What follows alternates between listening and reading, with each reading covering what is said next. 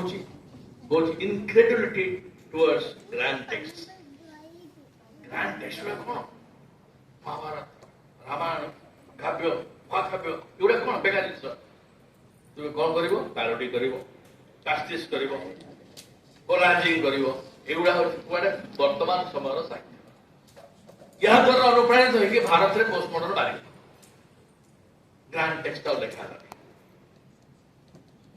ଏମାନେ ଯେବେଠୁ ବାହାରିଲେଣି ସେବେଠୁ ଉତ୍ପାଦ ହେଲେଣି ସେବେଠୁ ଗ୍ରାଣ୍ଡ ଟେକ୍ସଟ ଲେଖିବା ବନ୍ଦ ହେଇଗଲା ବିଶ୍ୱରେ ଅନ୍ୟ ସବୁ ଦେଶ ମାନଙ୍କର because it was a part of the Euro American conspiracy of culture. ସେଟା ପରବର୍ତ୍ତୀ କାଳରେ କେବେ କଥାବାର୍ତ୍ତା କରିବେ।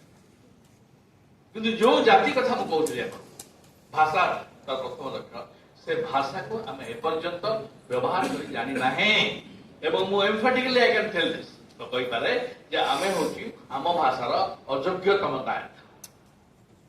ବିଶ୍ୱରେ ଏଭଳି ଅଯୋଗ୍ୟ ମଣିଷ ନାହାନ୍ତି ଏବଂ ତାଙ୍କ ଭାଷାକୁ ମଧ୍ୟ ବ୍ୟବହାର କରିବା।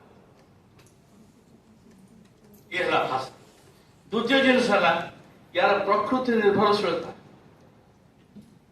କେମିତି ପ୍ରକୃତି ନିର୍ଭରଶୀଳତା? ଆପଣ ଯଦି ଫ୍ୟାମିଲି ରିପୋର୍ଟ ପଢିବେ 1866 ଫ୍ୟାମିଲି ରିପୋର୍ଟ ଯୋଉଥିପାଇଁ ଦୋଷୀ କରାଗଲା ଇତ୍ୟାଦି ଇତ୍ୟାଦି।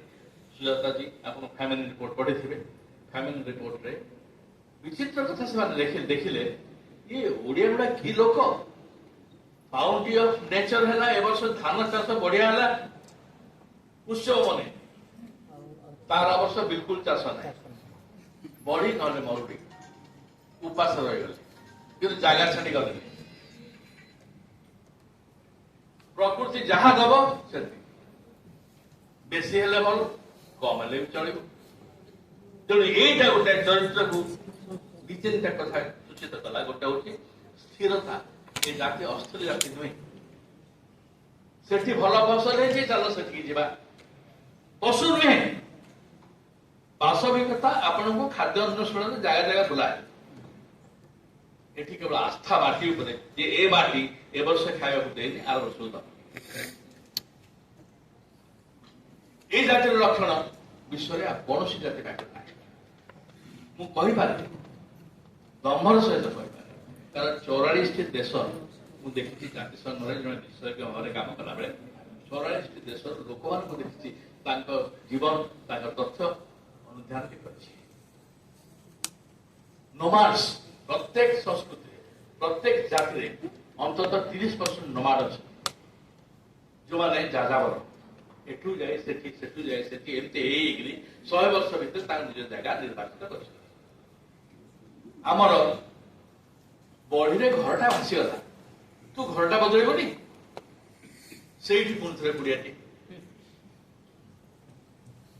ଭିଟା ମାଟି ଉଡ଼ିଗଲାଣି। ଏ ବାତ୍ୟା ହେଲା। ବାତ୍ୟା ପରେ ଆପଣ ଅନୁଧ୍ୟାନ କରିଛନ୍ତି ଓଡ଼ିଶା ସରକାର ନିଶ୍ଚୟ କରିଥିବେ।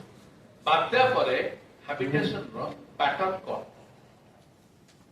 ବାତ୍ୟାରେ ଯେତେ ଯେତେ ଜାଗା ହାବିଟେବଲ ହେଇକି ରହିଗଲା ସେ ଲୋକ ଯାହାର ଘର ଛାତ ଉଡ଼ିଯାଇଥିଲା ସେ ପୁଣି ଆସିକି ପୁଡ଼ିଆଟେ ଗଲେ ପୁଣି ଥରେ ଛାତ ଉଡ଼ିବା ପାଇଁ ପୁଣି ଥରେ ଗଛ ତଳେ ରହିବା ପାଇଁ କାରଣ ସେ ଗଛ ସେ ଛାଡ଼ି ପାରିବେ ସେ ଘର ସେ ଛାଡ଼ି ପାରିବେ ସେ ମାଟି ସେ ଛାଡ଼ି ପାରିବେ।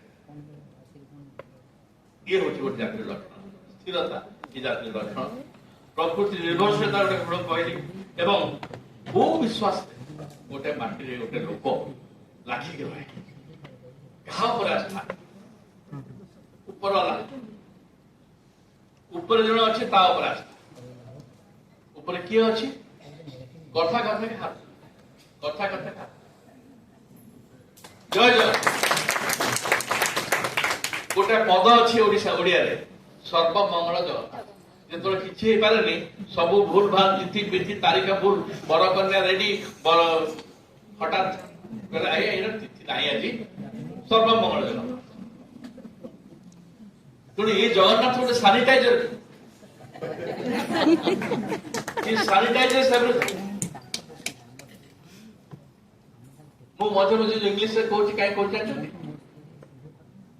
ଆମ ଭାଷା ପୃଥିବୀର ଯେକୌଣସି ଭାଷାକୁ ତା ଭିତରେ ଅନ୍ତର୍ଗତ କରେଇ ଦେଇପାରେ।